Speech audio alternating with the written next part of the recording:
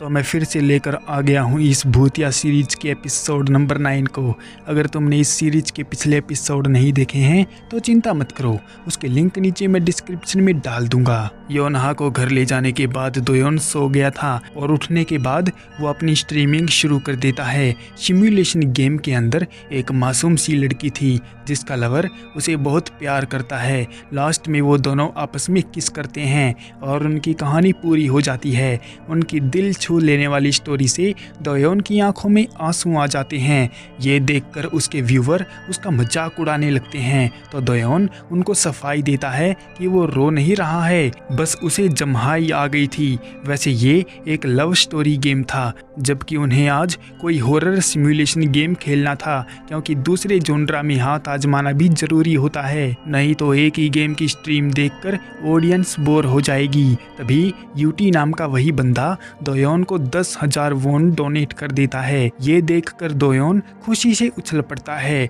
और उसको thank you बोलता है और कहता है कि वो इस तरह की स्ट्रीमिंग ऐसे ही कंटिन्यू रखेगा। वो तो मजाक कर रहा था और उसके बगल में लेटी लड़की हायोन ये सब देखकर खुश थी कि दोयोन अपनी ऑडियंस को कैसे एंटरटेन कर रहा है। उसने दोयोन की ये चुलबुली साइड नहीं देखी थी, क्योंकि उनको ज़्यादा बात करने का मौका ही नहीं मिला था। लड़की सोच रही है कि अपने स्कूल टाइम पर दोयोन किस तरह का स्टूडेंट हुआ करता था और वो ये भी जानना चाहती है कि वो एल्बम वाली लड़की होन जियोंग आखिर कौन थी। लड़की ने वो एल्बम देख ली थी, इसलिए वो अब बहुत ही ज़्यादा क्यूरियस हो रही है उस लड़की के बारे में जानने के लिए। तभी दोयोन अपनी स्ट्रीमिंग को एंड कर देता है और लड़की से बात करता है। वो थोड़ा ज़्यादा तेज बोलने के लिए माफ़ी मांगता है। उसे लगता है कि लड़की थोड़ी डिस्टर्ब हो रही है, लेकिन हायोन का कहना है कि उसको तो स्ट्रीमिंग देखने में काफ़ी मज़ा आया। लड़की उसकी यूट्यूब जर्नी को काफ़ी अप्रिशिएट करती है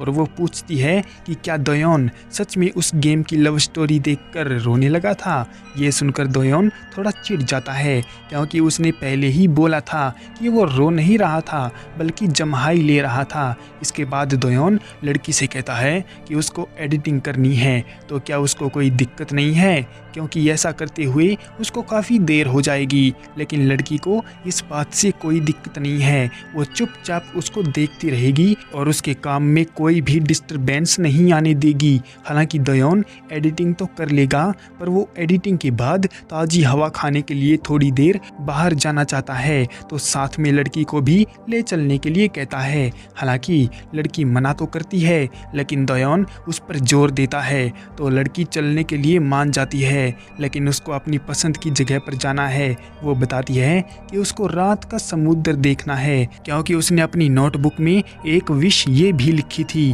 कि उसको समुद्र देखना है। दूसरी विश में उसने अम्यूजमेंट पार्क जाने की सोची थी और तीसरी विश में वो अपना खुद का एक स्टोर खोलना चाहती थी। उसकी बात सुनकर लड़का आसपास के समुद्र को ढूंढने लगता है, पर तभी गेम का नोटिफिकेशन उसको बताता है कि लड़की समुद्र पर जाना चाहती है और उसके पास पैसा और टाइम बिल्कुल भी नहीं है। तो लड़की को खुश करने के लिए गेम दोयोन को 4 ऑप्शन देता है, जिनमें से पहला है कि सब कुछ छोड़कर उसकी बात मानो और उसे किसी समुद्र तट पर ले जाओ। दूसरे ऑप्शन में वो किसी रिजर्वायर पर जा सकते हैं और तीसरे ऑप्शन में वो किसी झील पर जा सकते हैं और चौथे ऑप्शन में वो किसी इंडोर मछली पकड़ने वाली जगह पर जा सकते हैं जहां वो लोग मछली पकड़ सकें। दोयोन को पता है कि उसे लड़की को खुश करने के लिए इनमें से किसी एक ठीक ऑप्शन को चुनना पड़ेगा, क्योंकि अगर उसने कोई गलत ऑप्शन चुन लिया तो उस दिन की तरह ही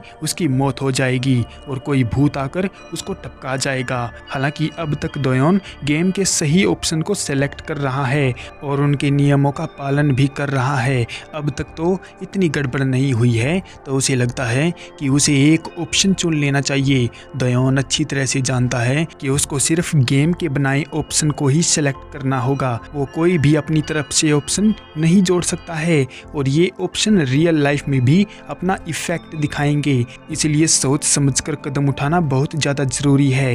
पर तभी लड़की दोयोन को ख्यालों से बाहर लाती है और पूछती है कि वो इतना परेशान क्यों दिखाई दे रहा है। दोयोन बात को छुपाने के लिए बताता है कि वो दुखी नहीं है, बल्कि वो तो उसको समुद्र तट पर ले जाने के लिए कोई जगह ढूंढ रहा था, क्योंकि वो जहाँ भी जा रहे हैं उस जगह के बारे में अच्छी तरह से मालूम होना चाहिए। लड़की खुश होती है कि लड़का उसके बारे में काफ़ी सीरियस है और उसका ख्याल रख रहा है। हालांकि दोयोन उसको गेम के बारे में कुछ भी पता नहीं चलने देता और उन ऑप्शन को छुपा लेता है। वो सोच रहा है कि आखिर कौन सा ऑप्शन ठीक रहेगा। तभी उसके मुंह से अपने आप ही निकल जाता है कि वो लड़की को लेकर किसी रिजर्वायर पर जाना चाहता है, क्योंकि समुद्र तट यहाँ से काफ़ी ज़्यादा दूर है। तभी उसे रियलाइज होता है कि उसने गड़बड़ कर दी है और उसको ये बात नहीं बोलनी चाहिए थी। अब लड़की उससे गुस्सा हो जाएगी और उसको टपका देगी, लेकिन जब उसने लड़की के चेहरे का रिएक्शन देखा तो वो काफ़ी सॉफ्ट थी। उसका कहना है कि वो दोयोन के साथ रिजर्वायर पर भी जा सकती है और ये बात कोई ज़रूरी थोड़ी ना है कि समुद्र तट पर ही जाना है। गेम का कहना है कि वो बाल बाल बच गया, नहीं तो उसका अफेक्शन लेवल कम हो जाता तो दिक्कत बन सकती थी। फिर वो लड़की को लेकर रिजर्वायर पर आ जाता है और रात के खूबसूरत नज़ारे, रिजर्वायर पर शांत पानी और धीरे धीरे से धरती पर पड़ती चांद की रोशनी को देखकर लड़की का मन काफ़ी ज़्यादा खुश था। उसे ऐसा ही कुछ चाहिए था जो उसके मन को मोह ले। दोयोन माफ़ी मांगता है कि वो उसे किसी समुद्र तट पर नहीं ले जा पाया, लेकिन लड़की का कहना है कि उसको कोई दिक्कत नहीं है, बल्कि उसको तो यहाँ पर भी समुद्र जैसा ही मज़ा आ रहा है। लड़की को खुशी है कि दोयोन अपने बिजी शेड्यूल को छोड़कर उसके साथ डेट पर आया है, लेकिन उसको क्या पता कि दोयोन की तो फटी पड़ी है, क्योंकि उसे लगता था कि उसने गलत ऑप्शन चुन लिया है। फिलहाल तक तो सब ठीक ही चल रहा है और लड़की का मूड भी थोड़ा ठीक है, और ये गलती उससे ऐसी हो गई क्योंकि उसने कोई भी ऑप्शन सेलेक्ट नहीं किया था, तो उसके मुंह से रैंडमली एक ऑप्शन सेलेक्ट हो गया। और राहत की बात यह है कि उस ऑप्शन में कोई दिक्कत नहीं हुई और वो ठीक था। दोयोन को यकीन नहीं हो रहा था कि क्या ये सच में एक गेम का हिस्सा है। जो कुछ भी हो रहा है ये सभी एक गेम करवा रहा है। इतनी सुंदर लड़की उसके साथ डेट पर आई हुई है, और जब डेट खत्म हो जाती है तो लड़की का क्या होता है, वो कहाँ पर चली जाती है। वहाँ पर घूमते हुए हायोन दोयोन से सवाल करती है कि उसकी उम्र क्या है, तो दोयोन बताता है कि उसकी उम्र 24 ईयर है।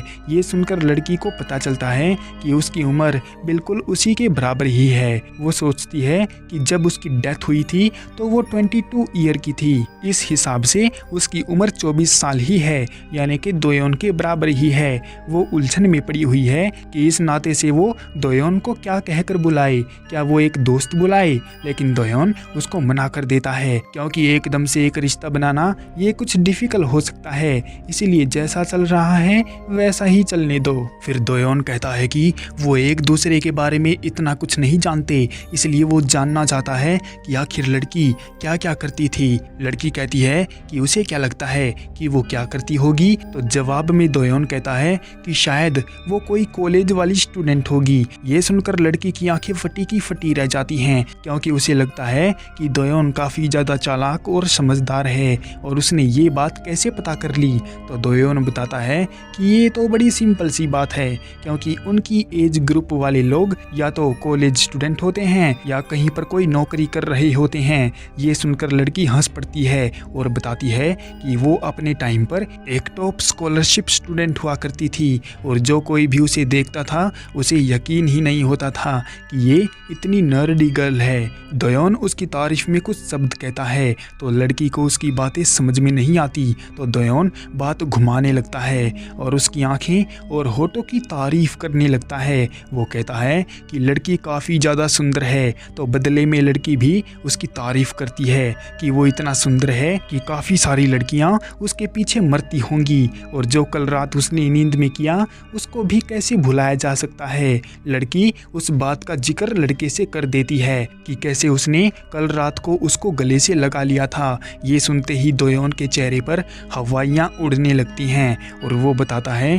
कि ये सब गलती से हुआ, वो नींद में था। लेकिन इन सब के बीच लड़की फिर से दोयोन की टांग खींचने लगती है तो दोयोन शर्मा जाता है और उसे मजाक ना करने को कहता है। वहाँ का माहौल थोड़ा रोमांटिक हो जाता है। दोनों के बीच खामोशी छा जाती है और ठंडी हवा के झोंके वहाँ पर चलने लगते हैं। दोयोन को लड़की का मजाकिया अंदाज काफ़ी पसंद आया और उसे नहीं पता था कि एक भूत भी इस तरह की रोमांटिक बातें कर सकती है और उसकी फीलिंग उसके साथ अटैच हो सकती हैं और ये लड़की किसी रियल गर्लफ्रेंड जैसा फील करवा रही है।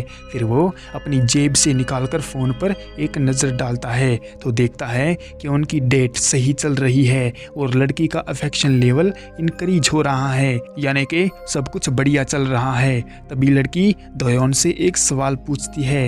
वो पहले से ही बता देती है कि ये कोई गंभीर बात नहीं है और ज़्यादा दिल पर लेने की कोई ज़रूरत नहीं है। दोयोन उसको विश्वास दिलाता है कि वो उसकी बात सुनकर गुस्सा नहीं करेगा। फिर लड़की उसको कल रात वाली बात बताती है और पूछती है कि उस एल्बम में जो लड़की हॉन जियोंग है आखिर वो है कौन। लड़की ने इतना बोला ही था कि आसमान से एक बिजली उनके बीच आकर गिर जाती है और दोयोन काफ़ी ज़्यादा हैरान हो जाता है क्योंकि लड़की जो अभी तक उसके बगल में खड़ी थी वो अचानक से गायब हो गई थी। दोयोन उसको यहाँ वहाँ पुकारता है लेकिन लड़की की कोई भी आवाज़ नहीं आती। उसे समझ नहीं आ रहा था कि एकदम से लड़की कहाँ गायब हो गई। उसे डर था कि कहीं लड़की फिर से उस हाईवे पर तो नहीं चली गई है। वो जल्दी से अपना मोबाइल निकालकर चेक करता है कि शायद इसमें कोई अपडेट या नोटिफिकेशन आया हो, लेकिन वो ये बात नोटिस करना भूल गया था कि उसके आसपास का माहौल थोड़ा बदलने लगा है।